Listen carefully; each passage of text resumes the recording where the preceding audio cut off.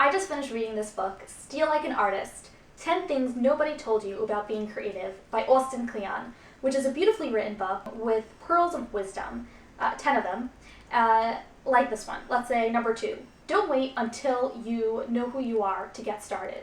Or number 3, write the book you want to read. I could go on and read to you the whole book, but I'm not going to do that because if you see on page 37, the author says imitation is not flattery. You should get the book and read it through because it's really good, and I especially liked that a lot of these things are things that I've actually thought of on my own. For instance, he has a bit where he talks about productive procrastination, which is basically when you have a bunch of projects going on and you can procrastinate one by doing the other. So even though you're procrastinating, you're still being productive.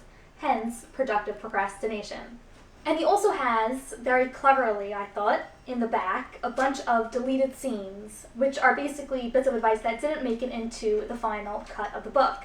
And that's something that I wanted to do for my book when I published my book, because you write all these scenes and they're good, they don't fit into the book anymore, but that doesn't mean that they're bad and you work so hard on them and you want to share them.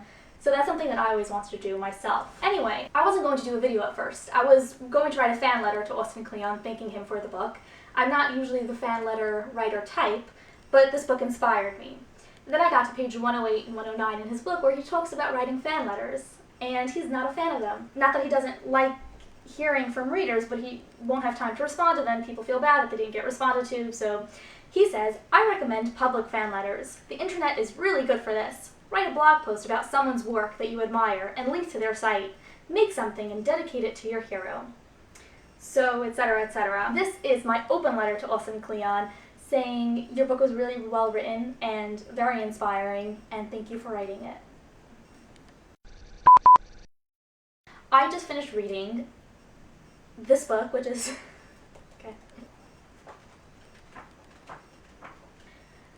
I could go on and read the whole.